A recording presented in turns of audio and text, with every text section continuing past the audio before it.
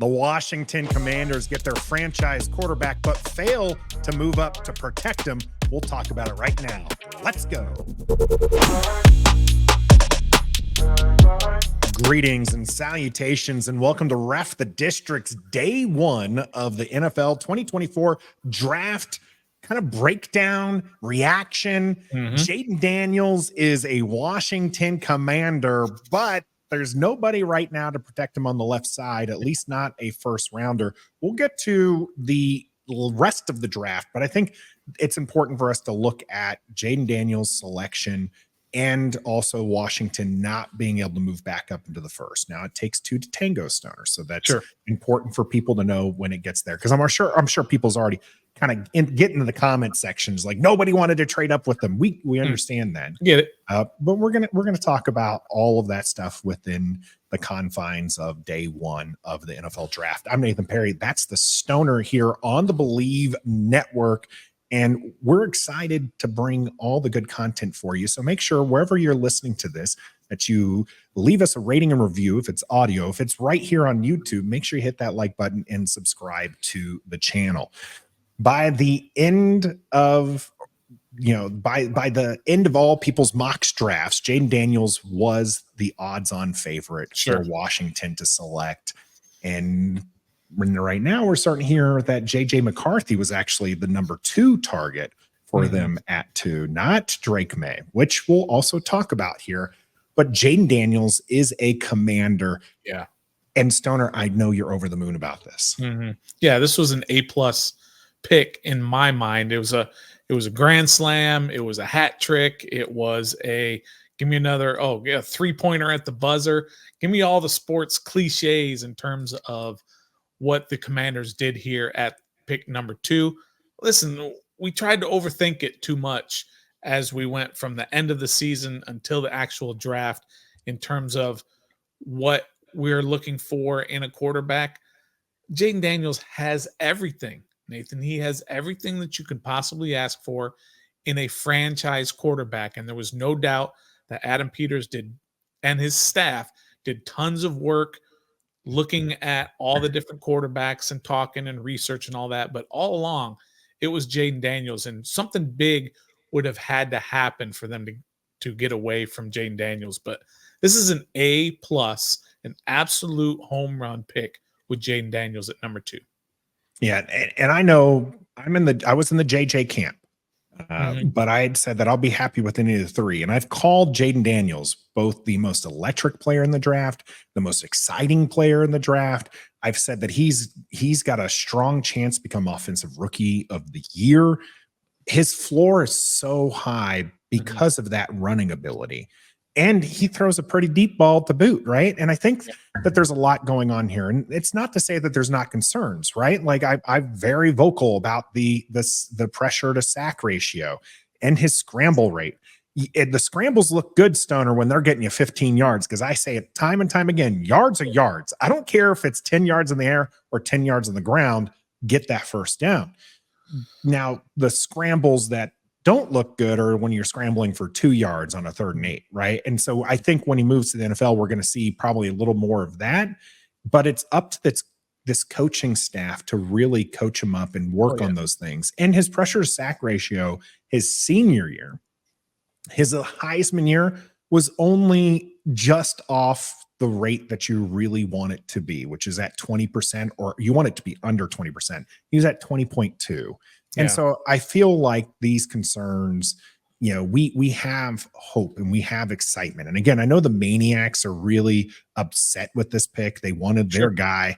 And a lot of them are now even more concerned with this news that McCarthy was over Drake Maye, because they don't hear it as like, hey, their guy was not going to be the guy. They hear it as, I don't trust these evaluators. And we talked about that in our last flagship show. Like, how far are people willing to trust them? And some of them, some people are already off Adam Peters and what he's doing. Now, I know you were a little frustrated with Adam Peters because you really expected Washington to move back up into the first round and get an offensive tackle. That didn't happen. And now we're kind of looking at, is there a 3rd round pick that we're going to talk about in another video, the guy? Are we going to get somebody out of vet? It seems like that position was neglected and they didn't do enough to secure the left side of the line. Yeah, and I wasn't specifically mad that they didn't move back into the first round, because my sort of worry about all of this that was going on with the line goes back further than that, is a deeper concern that I have, and that it wasn't addressed from free agency on. Mhm. And I'm going to use that statistic that you were talking about, Nathan. When you look at Jaden Daniels and you look at regular stats, you look at advanced stats, you look at analytics, you listen to the scouts, you read everything. Everything on him says that he has the ability to be a franchise quarterback.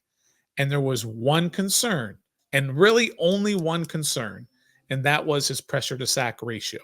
In which, if you look at it, Nathan, that is, in terms of those who have had those high ratios, that is a fail for everybody who has been up there.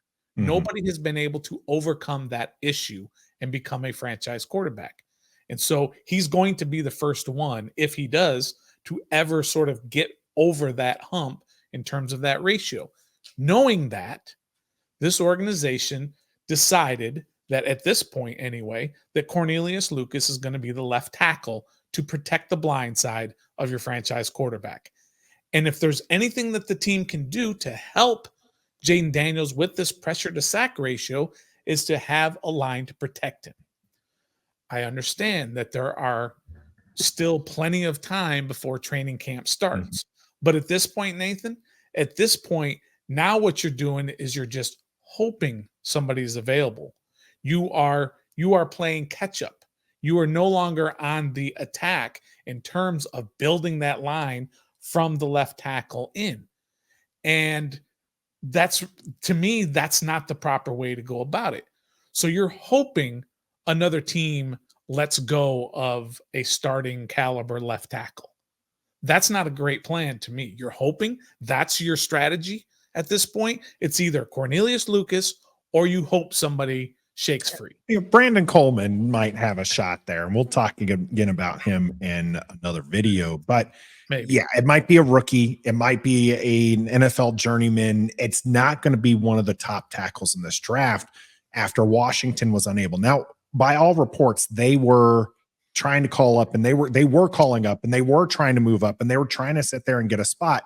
And in fact, I believe it was Jordan Reed called it the worst kept secret that Washington is looking to be moving back up into the first. Yeah. And if you looked at the odds, you probably would have made some good money had they done so, or because they didn't, because you bet on that. In fact, you can go over to Bet Online and use the code BELIEVE, BLEAV, to get yourself a 50% welcome bonus on your first deposit. Draft is over. Over and unders are starting already on the NFL season. But if you want something more recent, you can look at NBA action, NHL action. Unfortunately, our Caps are out of the playoffs, so bet against the Rangers for the rest of the way. All of your wagering information is going to be right at your fingertips, either online or right on your mobile phone. Again, use the code BELIEVE, BLEAV, to get yourself a 50% welcome bonus on your first deposit.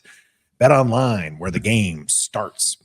I'm looking, Stoner, at the first round, and it seemed like every opportunity Washington might have had to move up, they're just like, there was somebody taking an offensive tackle, or there was somebody not moving out of that spot. It ended up being a very weird first round when you look at the fact that Bo Nix went at 12. Sure. There wasn't even a defensive player taken until the 15th pick. Amazing. With the Indianapolis Colts. And so it was just crazy. I mean, you have Michael Penix Jr. going at 8. Minnesota just had to move up one spot to get JJ McCarthy when a lot of people expected them to be moving up to 4 or 5 to do so. Ended up not being the case. And so Jaden Daniels, slam dunk there, right? Heisman, electric, player, take, as Coach DQ says, takes the souls out of the defense, which something as a Gator fan. But that's the game he mentioned. Yeah. Jaden Daniels mentioned that game specifically. That's what it's going to look like. But then there was no way to move up. I mean, your division rival even got in the action by taking probably the last tackle that Washington had an opportunity with, which was Tyler Guyton. Which was at what pick? Which was at pick 29. But Dallas wasn't really willing to move out of that spot at that point. And okay, so go to 28. 28 would have been Kansas City, who moved up to take Xavier Worthy. True. Arizona Cardinals took Darius Robinson before that. Yeah. I mean, like Nathan, it's not a criticism of the draft itself, because the way it played out, you did have that run of offensive tackles. There are only so many guys that you are willing to give up draft capital for, and there's only so much draft capital that you're willing to give up to move into a first round, and none of that materialized. And you have to have a trade partner. I totally understand all that. But when the smoke clears at the end of the day, and you look what happened from day one of free agency, when Washington had the most money to spend, number one, they had the most cap space to spend. Number two, they had the most valued draft picks in the entire draft out of any team when you consider how high the numbers were when they started off with the first 2 seconds, 3/3, and so on. And it only got better as they did a couple of trades. And then when the smoke clears, Nathan, they're sitting there with no left tackle, or with Cornelius Lucas as the left tackle. And you've got a franchise quarterback who has a slight frame, who has a horrific sack to pressure or pressure to sack ratio. And you add all that up, and I'm thinking, this is not going to work. Not a recipe for success. It's not a recipe for success. But having said that, Nathan, I don't want to kind of get too far off of what they did in that first round in general, with just taking, as you mentioned, the most electric, the best, the most pro-ready quarterback after Caleb Williams of those that were available. And so I love that's an A+ pick. And I'm not going to grade them down based on what they did not do, right? So I'm not going to say, well, they didn't move back into the first round and get an offensive tackle for the future. So I'm not going to grade down. So I'm going to stick with this first round grade as an absolute home run, grand slam, A+ pick with Jayden Daniels. Yeah, I said it was hard to argue, right? I mean, he has everything teams salivate over. In fact, there are people, Ben Albright and others, have talked about how more teams probably had Jayden Daniels as QB1 than they did as QB3. Yep. So, and Washington might have been one. In fact, Adam Peters talked about that, saying he was number one on our board. They usually say those kind of things like, sure, oh, they're at the top of my board because that's the player you took. You're not going to say, oh, he was our fifth option, but we went with it. But I believe him.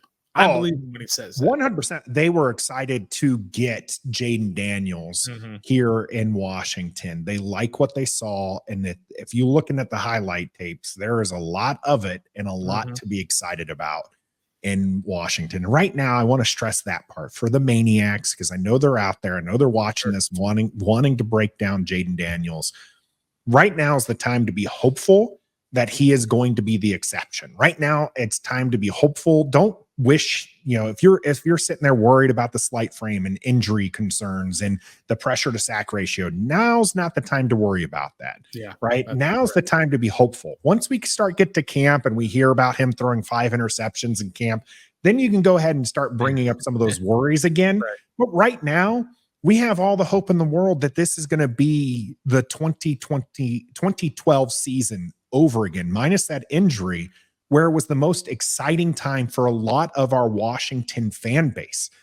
I'm 38 years old, and that still remains one of the best seasons in my life as like an adult, as something I can remember, right? The last time Washington won a Super Bowl, I was 6 years old. The last time they won a Super Bowl, Stoner, you weren't even a fan of the team yet. I was not. And so for a lot of us, I feel like bringing back at least that. And I talked with a longtime viewer of the channel, Yam, over Twitter on this one.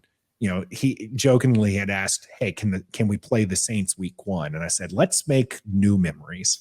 Let's make this as exciting as 2012, but let's make this better than 2012. Let's make this something we can sustain for years. And that's what I want in Washington. That's what I want the Maniacs, the McCarthyites, the trade back crew, because there was quite a few of them. There was my EP wanted to take a tackle and then find a quarterback some other time. This is the time we need to be excited, and then we'll get to reality when the games start. Agreed. Agreed. I'm just that, Nathan. I am super excited about this season coming up. I can't wait for training camp to start, for him to get out there and start throwing it to McLaurin and Dotson and McCaffrey and Diami and B-Rob and Eckler and all those guys. And I'm excited about what's going to transpire, not just in 2024. A lot of moves were made for the future. And so that part I'm really excited about as well. All right. Well, let us know A's around the board here for Ref the District. Let us know what you're going to grade this first round Jayden Daniels pick in the comment section if you're watching this on YouTube. I'm Nathan Perry. That's the Stoner. We presented by Bet Online. And until next time, A+ draft. A+. Be a fan.